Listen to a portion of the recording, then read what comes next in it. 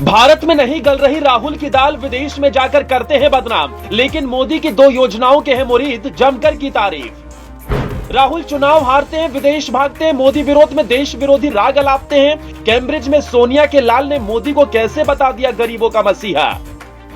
जिनकी जुबान से मोदी के खिलाफ जहर निकलता है, जो भारत में लोकतंत्र को खतरा बताते हैं, उन पर कैसे चढ़ा होली पर मोदी रंग।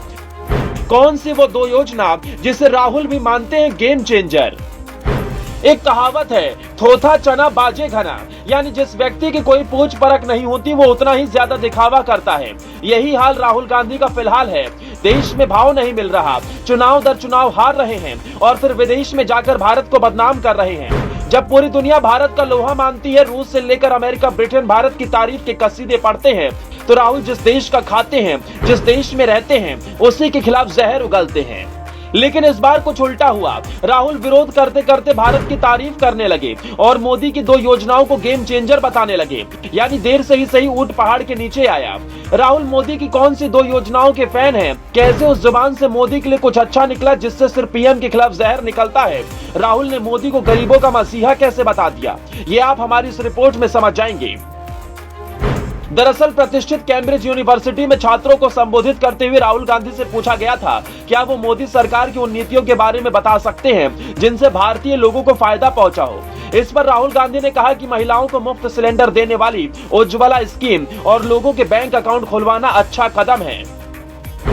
यानी विदेशी धरती से ही सही, लेकिन राहुल ने जीवन में पहली बार देश की सरकार की तारीफ तो की। राहुल ने कम से कम माना तो सही कि मौजूदा सरकार की कुछ नीतियां जनता का भला कर रही हैं। राहुल को एहसास तो हुआ कि जो काम कांग्रेस पार्टी अपनी दशकों की सरकार में नहीं कर पाई, महिलाओं को धुएं से मुक्ति दिलाने का, हर घर एलपीजी सिलेंडर पहुंचाने का, वो मोदी ने कर दिखाया। पीएम जनधन योजना के जरिए बैंक अकाउंट खुलवाना, उज्ज्वला योजना के जरिए हर घर गैस सिलेंडर पहुंचाना, ऐसी न जाने कितनी योजना है जिससे गरीब ग्रामीण लोगों को सीधा फायदा पहुंचा है। लेकिन विरोध का चश्मा लगाए कांग्रेस पार्टी को ये आज तक नहीं दिखा। हालांकि अब जाकर राहुल को भी मानना पड़ा कि ये योजना जनहितैषी है।